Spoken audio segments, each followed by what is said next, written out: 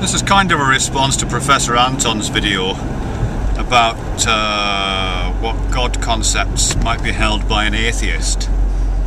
Although it's also partly triggered, I guess, or supported by some of the stuff that the amazing atheist was talking about recently in a video that he made about atheism, and a response to that Mendham made. The second bit first, really. I mean, there's certainly categories of different kinds of atheists. People have categorised atheists into different types. Probably the best known being positive and negative, which I think is Anthony Flew. It might be somebody else. And what's the one? Soft and hard atheist, is it? Something like that? Sorry about this camera work. I thought I'd gone through the last roundabout, but clearly I haven't. But basically, these categories are to do with belief and disbelief, active disbelief, as opposed to a kind of passive lack of belief. It seems to fall into that category. But for me, with that, it's to do with how one declares oneself, really. I don't think, I might be wrong here, but I don't think anybody who doesn't collect stamps would ever announce themselves to be a non-stamp collector. And I know there's a channel here on YouTube called Non-Stamp Collector, and I think it's a term that Dawkins probably used in The God Delusion, maybe. Yeah, and you wouldn't. You're absolutely right. It wouldn't make any sense to describe yourself as a non-stamp collector, as an leprechaunist, or any of those kind of things. Everybody would think that was ludicrous. But the fact is, people do declare themselves as atheists. I declare myself as an atheist. And I think if you do declare yourself in that way, as opposed to just rejecting the conversation outright, then you do have some kind of a responsibility to say what that means, really. And just saying, and just declaring it as a lack of belief in God doesn't really do it, I don't think, for the same reasons that non-stamp collector doesn't do it.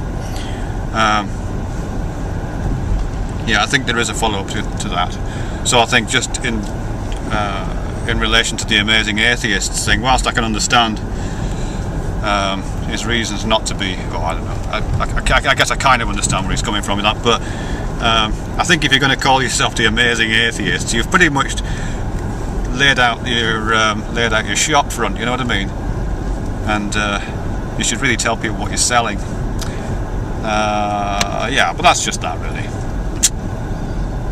That's why I guess I don't prefer terms like secularist or those things, but those things I guess are probably more accurate, or anti-theist is more accurate. The second thing, which is this, and more importantly I suppose, is this thing that Professor Anton suggested. What are the atheist concepts of God? And I think that's an interesting question. I know there were some comments made that an atheist couldn't possibly have a concept of God, but that doesn't make any sense.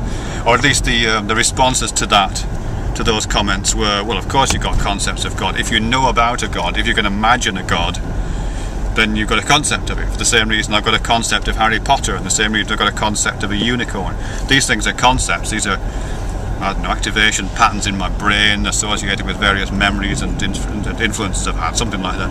But it doesn't necessarily mean you have to believe in these things. So but I do think there's a difference between a concept that you hold, that's kind of parallel to fictional concepts, and concepts that you actually use in your day-to-day life as part of the kind of ontology of your worldview or something like that, which for theists clearly that is. God is a real presence, whatever that means, in people's lives if they are theists. That's kind of the point, isn't it, really? And I think it's that kind of concept which is more interesting, or a more interesting aspect of the question, for me at least.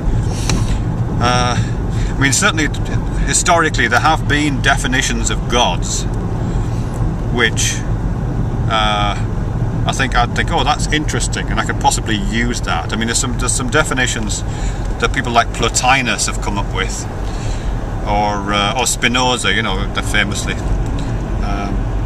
which you can kind of, if not get behind entirely, you can kind of feel the value of those things, and think, oh yeah, I can imagine situations in which I can use that concept to express ideas that would otherwise be inexpressible, or to think thoughts that would be otherwise inexpressible. So to that extent I think they're useful.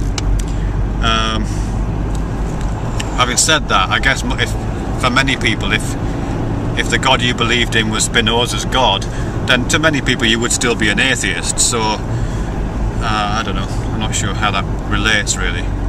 I mean, for me, as I say, some of those are quite interesting and potentially useful, but I sometimes entertain the idea of this word God as being a kind of pronoun, as being a version of a pronoun, like I or he or you or they or we, those kind of words, because they all characterize either kind of speaking positions, a person who's speaking, or a person who holds certain beliefs, or a person who has certain responsibilities and accountabilities and duties and so on, or they determine who's doing what to whom.